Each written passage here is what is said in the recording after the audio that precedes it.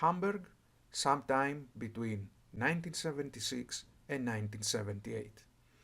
Two guitarists from the city, Kai Michael Hansen and Peter Pete Zilk, form a band called Gentry, initially without much success, until at some point in 1978 they win a local young bands competition, with the audience, according to legend, being bribed by the homemade potato chips Zilk's mother gave around. With this kind of buzz surrounding their name, they are trying to solve the basic problem of finding a bassist, drummer, and singer, as no one had managed to stay with them long enough until then. They will find a drummer, Ingo Swichtenberg, and a bassist, but he'll leave them too because he didn't like the heavy music they were playing. So, disappointed, they decide to break up Gentry, whom they rename Second Hell, immediately starting to audition bassists and eventually settling on Markus Grosskopf from a punk band called Träumschiss. In the end, Pete will take over the vocals and the quartet will start writing their first songs. I'll mention some examples. Murderer in 1979, Phantoms of Death, Second Hell, and Iron Savior in 1980, Gorgar, Metal Invaders in 1981, Save Us and Victim of Fate in 1982. In 1983, Pete, discouraged by the band's lack of progress, decides to pursue a full-time career as a recording engineer, a job he had been doing part-time until then to make a living. So he left the band and went to America to learn as much as he could. Before he left, he gave Kai the rights to all the Second Hell songs and told him to do whatever he wanted with them. Kai immediately changed the band's name to Iron Fist and took over the vocals. With this name and lineup, they will be seen playing at a club in Hamburg by guitarist Michael Weikat, who will be impressed by how aggressive and heavy they sounded, so he'll suggest to Hansen to join his own band, Powerful, which he had always wanted to take in an Accept-like direction with two guitarists. Hansen will say yes, but the collaboration will only last a few months as it was clear that the new direction didn't suit the rest of Powerful. So, at the end of 1983, both Hansen and Weikat left the band and reactivated Iron Fist with Markus and Ingo, with whom they even recorded a demo. As 1984 began, things seemed to be moving forward, so the band decided to change the name once again. As Ingo was watching the movie Halloween, the others had the idea to replace the A with an E, since the new name resembled the word hell and sounded more daring and metal. Reports differ on who had the idea to put the pumpkin in place of the O in the middle of the word. I've read that it was Ingo who designed the logo himself, but also that it was an idea that Kai and Michael had almost simultaneously. They soon got their first manager, Lim Schnorr, who would later become the manager of Angra. He, knowing Running Wild, put them in contact with their label, Noise, which had recently been founded by Karl Ulrich Walterbach, to handle the heavy metal side of contemporary music, as his main label, Modern Music Records, specialized in punk. At first, Noise didn't quite believe in them, but because the band that was supposed to participate had broken up, they agreed to include them in the now legendary death metal compilation, along with Running Wild and Hellhammer, later Celtic Frost. So, in March 1984, they entered the studio for the first time in a professional capacity and recorded two songs for the compilation, Ernst of Life and a slightly slower version of Metal Invaders.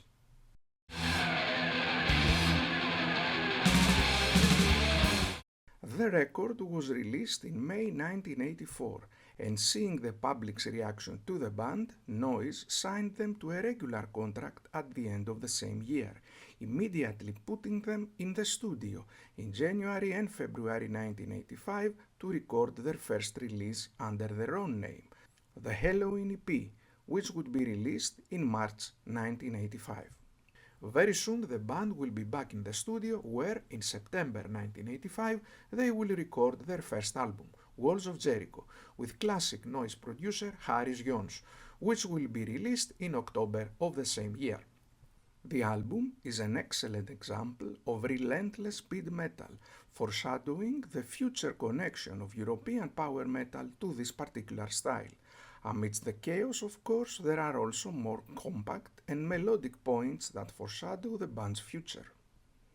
The dynamic in the band back then was that Hansen provided the aggression and speed, while Weikat added the melody. According to reports, the first conflicts within the band began as early as then, as Weikat wanted Hansen to sing backing vocals because he believed it would make the songs less harsh, but Hansen refused. During the European tour that followed in the spring of 1986 with Grim Reaper, it became clear to Hansen that he couldn't sing and play guitar at the same time.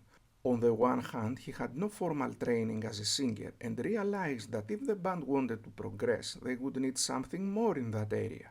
On the other hand, he found it difficult to play anything more sophisticated on the guitar while singing, such as the somewhat more melodic passages that the band wanted to incorporate into their music. So when the tour ended, the band started looking for a singer. Their last release, with Hansen on vocals until the song Pumpkins United 31 years later, was the EP Judas in July 1986. At that time, they were listening to the first Queensryche album a lot and thought it would be good to find a singer who could hit the high notes and also had a lot of expressiveness. The first person they contacted was Ralph Sheppers of Tyrant Pace in the autumn of 1986, but he declined. Legend has it that Michael Kiske was approached separately by two different members of the band. Initially, Markus Groskopf heard about him and went to see him sing at a school, where he tried to convince him by letting him listen to Walls of Jericho, but the singer found it too aggressive for his taste and didn't give him an answer. Then, Michael Weikat heard a colleague from the record store where he used to work talking about an 18-year-old who sings like a god. He picked up the phone and called the guy. Of course, this 18-year-old was Kiske, who once again didn't give a definite answer, as it was clear that he didn't like early Helloween. To be convinced, he had to be invited to the studio, where he listened to the material they were preparing for the next album, and there, in late 1986, he said the long-awaited yes. The band immediately started working on what would become Keeper of the Seven Keys Part 1. The initial idea was for the album to be released as a double all at once, but neither Noise nor RCA, who represented them in America, accepted this. Michael Weikat fell ill when they were writing the album, and this also suited the relationship between the band's two main composers and the overall project. Kai Hansen wrote the first Keeper, thus maintaining a small connection to the past, while Weikat focused on the second Keeper, adding more melody and lightness. It is said that their decision to move towards more melodic forms was influenced by the fact that until then they were considered a thrash band, and there was always violence at the concerts, which they didn't like at all. The band also brought a new production duo, Tommy Hansen and Tommy Newton, who cleaned up their sound and made it much more accessible to the average listener. Actually, on the first Keeper album, Tommy Hansen plays all the second guitars, with Weikat only contributing to a tale that wasn't right. The album, released on February 16, 1987, was an undeniable triumph. Musically, it provided the entire mold upon which the future European power metal scene would be based. They had everything: fast songs, catchy songs, epic songs, ballads, songs over 10 minutes long. It was a truly amazing display of the band's talent. Commercially, they swept the globe, making Helloween the #1 artist and the top priority of Noise Records. As soon as the album was released, the band went on a European tour with Overkill, then played at the summer festivals, and for the entire fall of 1987 they went to America, along with Armor Saint and Grim Reaper. As soon as the tour ended, things in the band started to fall apart. Initially, Hansen, who wasn't feeling very well, was burned out and didn't like to participate in any more interviews or promotional activities, suggested to the others that they take a 1-year break from everything, but no one listened to him. Also internally, the band had split into two camps, with the old guard, Kai, Markus, Ingo, on the one side, and the newer members, Weikat and Kiske, on the other, engaging in endless discussions about the band's musical direction. The recordings for The Second Keeper began in the spring of 1988, and they were much more turbulent than those for the first one. With Weikat in control of the project as agreed, friction began between him and Kiski over the album's sound direction, as the former wanted more orchestral parts, while the latter disagreed. In the middle of production, the boss of Noise Records fired one of the two producers, Tommy Hansen, leaving Tommy Newton to finish the album. Kai Hansen, who couldn't handle the whole situation, became even more stressed, asked the others to take a long break again, was not listened to again, and the story goes that he was inspired by all of this to write the lyrics to the song I Want Out. The album was released in the summer of 1988, and despite the problems, it was the logical continuation of the triumph of the first part. It sold even more worldwide and completed the Germans' journey to the top of the heavy metal world. Musically, it's somewhat less aggressive and more cheerful than the first part, without diminishing its immense value. The band experienced the highlight of their career when they played at Masters of Rock in England on August 20, 1988, alongside Iron Maiden, Kiss, Megadeth, David Lee Roth, etc. Immediately after, they embarked on an autumn tour of Europe, the first as headliners, during which the song that would become the band's signature, I Want Out, was released as a single. At the end of the tour, a bolt from the blue will strike the band's fans, although for those who knew things from the inside, it had been in the works for quite some time. Kai Hansen, the founder, leader, and longest-standing member of the band, was leaving Helloween. Mikael Weikat, who had sensed the situation, had already been in contact since August 88 with former Rampage guitarist and now car mechanic Roland Grappo. He, of course, seized the opportunity immediately, started learning the band's repertoire, and thus, on January 1st, 1989, was announced as the new guitarist of Helloween. The band immediately left for the MTV's Headbangers Ball tour in America, positioned between Anthrax and Exodus. The lineup didn't particularly fit them, as even playing the heaviest music they could every night, they couldn't match the other two bands who were pure thrash. What they didn't know, of course, was that these would be their last concerts in America for over 10 years. Normally, after the end of the tour and starting in the summer of 1989, the recordings for the new album would have begun. But that's not exactly how things turned out. You see, the band, who had already signed with Iron Maiden's management company Sanctuary, had been unhappy for a long time with Noise's handling of the money they were making. Their logic was that despite a million-selling album, a string of hugely successful world tours, and very good merchandise sales, they were still practically broke. So they decided to sign with Iron Maiden's label too, the multinational EMI. Naturally, Noise, who had no intention of letting the goose that laid the golden eggs get away, wasn't going to release them from the contract, and initiated a lengthy legal battle that saw 17 trials take place in almost a year. When the final verdict came out, the band was on the losing side. As a result, they were forbidden from giving any concerts from June 1989 until April 1992, which took away all the momentum they had built up in previous years. Don't forget that information traveled much slower back then, and their thousands of fans, mainly in America, were left wondering what had happened to Helloween. As for the next album, they finally entered the studio in September of 1990. The album recordings started under the best conditions, as EMI had given them Judas Priest's producer Chris Tsangaridis. In the end, though, things didn't go as they expected.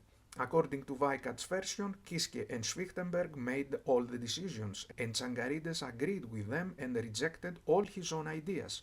There were disagreements on many issues, such as a, quote, second-rate song, unquote, like Heavy Metal Hamsters, intended for a B-side, ending up on the album. The album, titled Pink Bubbles Go Ape, was released in Europe and Japan in January 1991, and in America and the rest of the world only in April 1992, so for almost a year you could practically only find it as an import record. That was because in April 1992 the band had finally reached a release agreement with Noise, which stipulated the payment of a 7-figure sum on their part. The record wasn't bad, but it had some moments that, while not terrible, didn't quite fit them and somehow made it misunderstood by the fans. The whole intellectual approach with a strange title, Storm Thorgesson's avant-garde cover, the booklet concept, etc., alienated a lot of their fans. Anyway, there were still some very classic Helloween tracks in there.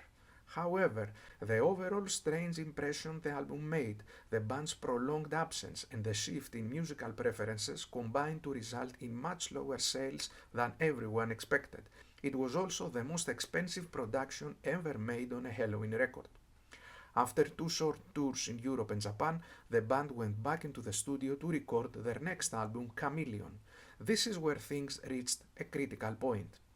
They started writing with millions of marks in debt to their old company. The previous album had cost a fortune, hadn't sold as expected, and the subsequent tour was very short, so they couldn't pay off Noise. As a result, they went in to consciously record a more commercial album. What no one expected was that this album would be so far removed from the roots. With many strings and ballad-like parts, a constant presence of wind instruments and influences from 70s music, it was a commercial and artistic failure and is often considered the band's worst album. In my opinion, it is not near as bad as it is considered to be, but it lacked cohesion and sounded like 3 solo albums, one by Grappo, one by Kiske and one by Vicat mixed together. Anyway, the band members have often defended it, saying it was 100% their choice to come out like that the band needed this change and that it was the best they could do given the circumstances. But this was not their only problem. As early as Pink Bubbles Go Apes' previous Japanese tour, the first signs began to appear that things were not going well at all with drummer Ringo. He started saying he was seeing visions, having hallucinations, showing clear signs of depression, with huge mood swings exacerbated by reckless drug use. In the middle of a show in Hiroshima, he climbed onto the drums and was shouting that he could fly. When the band returned to Europe, he was diagnosed with hereditary schizophrenia and given medication. When the Chameleon tour was about to start, the band was incredibly insecure about which version of Ingo would appear. So after a lengthy 6-hour phone call, Vicat fired him from the band and temporarily replaced him with Richie Abdelnaby. The European leg of the tour was a major flop, with the band playing in half-empty clubs, so it was cancelled after about 10 dates. Throughout 1993, Vicat's relationship with Kiske went from bad to worse. Ingo's dismissal, whom the singer considered a good friend, brought things to a head. Kiske was often telling Grappo that he didn't want to continue, although he later claimed that he didn't mean it, but the guitarist passed this info on to the others. Vicat, for his part, considered Kiske to be the main culprit for the band's decline, and seeing that his new material was continuing in the direction of Chameleon, while he himself intended for the band to return to power metal, he decided to fire him at the end of 1993. Throughout the year, he was constantly talking to Andy Derris, a personal friend and the singer of Pink Cream 69. Derris initially told him he was happy with his band and had no intention of leaving, but after endless discussions with Vicat, he was convinced. Thus, in a repeat of previous events, 5 years later, on January 1st, 1994, Andy Derris was announced as the new singer of Helloween. This marked the end of the first life of the band. It lasted only 10 years and didn't end very well, but it left the heavy metal world with a huge legacy that was based on just 3 unique, timeless classics.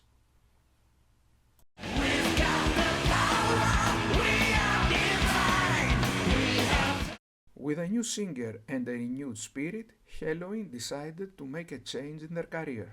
Their contract with EMI ended with no intention of renewal from either side.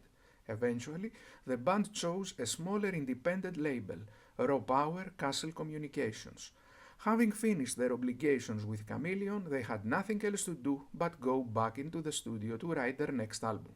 Tommy Hansen returned to production, while the drummer issue was resolved with the hiring of Uli Kusch, a former member of Kai Hansen's new band Gamma Ray. The album, with its much more familiar title Master of the Rings, was a clear return to what they knew how to do well. While it didn't reach the magic of the two Keeper of the Seven Keys albums, it was a very good effort which showed that Derris fit in perfectly with the rest of the band, both as a vocalist and as a composer. It was released in August 1994 in the United Kingdom, Europe and Japan. Since they hadn't found a distributor for America, it will be released there only a year later, which to be honest didn't bother them much. You see, the power metal scene, of which they were now an integral part in addition to being mentors, was doing very well practically all over the world except in England and America, and for them that was more than enough. The album tour will be limited to Europe and Japan, but it will go much better than the previous one. Without delay and with renewed momentum, they decided to immediately start recording the next album. But as they were preparing, tragedy struck. On March 8, 1995, the band's former drummer, Igor Swichtenberg, committed suicide by jumping in front of a train in his hometown of Hamburg. As it turned out later, he wasn't taking his medication and was also affected by being kicked out of the band he had been a member of for so many years. The fans blamed Michael Weikat for the tragedy, saying he fired him too quickly, didn't help him enough, didn't give him a second chance, etc. The guitarist always maintained that the band did everything they could before deciding to fire him, while according to statements from Ingo's last girlfriend, he held no ill will towards the other band members but was angry with himself. Helloween's next album will be dedicated to his memory, as will the song Afterlife by Kai Hansen's Gamma Ray and the track Always from Mikael Kiskes' first solo album Instant Clarity. The band's next album will be delayed given the circumstances, but it will eventually be released in the spring of 1996, this time as a simultaneous worldwide release. Time of the Oath picks up where Master of the Rings left off and, in my opinion, is the best album of the Anti-Derris era, offering a huge variety of moods and shades, always within the boundaries of power metal, of course. There are simpler pop moments, typical speed power metal, a ballad, classical music, and the 9-minute Mission Motherland which sounds like Pantera covering Queen. On their next tour, the band will travel to Latin America for the first time, Argentina and Brazil, where they will receive a triumphant welcome. The rest of the decade will pass rather quietly, with one more album, the excellent Better Than Raw from 1998, a covers album, Metal Jukebox from 1999, and tours all over the world, including their first appearance in America in 10 years, in New York in December 1998. The new millennium will bring changes. The band will sign with Nuclear Blast in 2000, change producers by bringing in Charlie Bauerfeind, and release their darkest and heaviest album, The Dark Ride, on October of the same year. However, the shock will come after the end of the tour for this album, when both Grappo and Kush will be fired because, according to the band, they had focused more on the side project Masterplan and were not contributing anything to their main band. Grappo would later claim that the dismissal was due to something he had said during the tour that was misunderstood, as it made it seem like he wanted to become the band's leader. A new guitarist was found immediately, Sasha Gerstner of Freedom Call, but things were more complicated in regards to the new drummer. Initially, Mark Cross will be hired, but he will only record 2 songs for the next album before contracting mononucleosis and leaving. That album, Rabid Don Camisi of 2003, will be completed by our friend Mickey D of Motorhead. After that, another veteran, Stefan Schwarzman, formerly of Running Wild and Accept, will be hired, but he will soon leave because, according to gossip, he couldn't handle the fast passages in the songs. Eventually, the band would end up with Danny Löble of Rawhead Rex, who remains in that position to this day. The band will release a total of 6 albums between 2003 and 2015. Rabid Don Camisi was considered a kind of return to their classic sound, but perhaps not as impressive as Master of the Rings. 2 years later, an even bolder return will occur, this time back to the source of their myth. 2005's Keeper of the Seven Keys, The Legacy, was the first attempt to go back to where it all began. It wasn't a bad album, and it certainly stirred things up a bit regarding their name, but it was probably a bit early to try and continue something without 3 of the key contributors who had built it from the ground up. In retrospective, I think they regretted burning that option, seeing that later 2 out of those 3 returned to the band. From the remaining 4 albums, I personally single out 2007's Gambling with the Devil, but it wouldn't be unfair to say that all the albums from that era were more than sufficient, although in my opinion they couldn't reach the levels of the 90s. It's no coincidence that in their 40th anniversary tour taking place this year, no song between 2007 and 2015 is on the setlist. Also, despite the high level of the band's releases, they certainly felt that there was an air of stagnation and repetitiveness around their name and career at this point. So the band made the conscious decision to end its second life and began a third in a way that perhaps no one could have expected. That second life of Helloween lasted for 21 years, was much more stable compared to the first, and left a respectable legacy behind, albeit not as classic and formidable as the first. Still, it kept the band alive and established them as the leaders of a scene that kept growing throughout this period.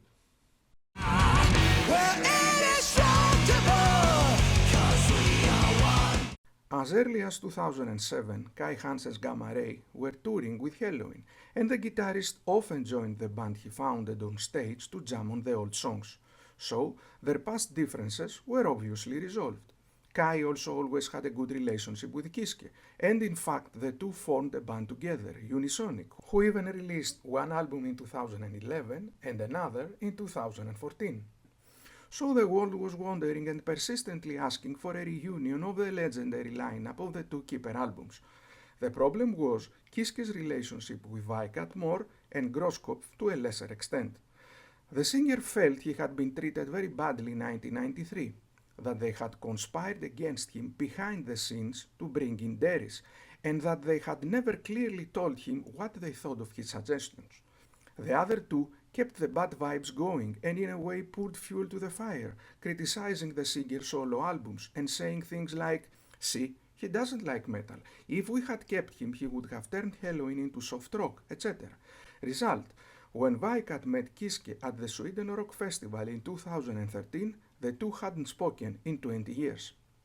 According to Kiske's own account, Weikat's first words to him when he saw him were, "Tell me what I did to you and you can't forgive me," which is when he realized that he had indeed forgiven him, he just hadn't realized it at all these years. With all the surviving members of the legendary 80s lineup now talking to each other, the rest was just a matter of time. In 2014, and through their collaboration in Unisonic, Hansen convinced Kiske to try again, telling him, "Mikael, if we don't ever do anything again under the name of Helloween, we're just idiots."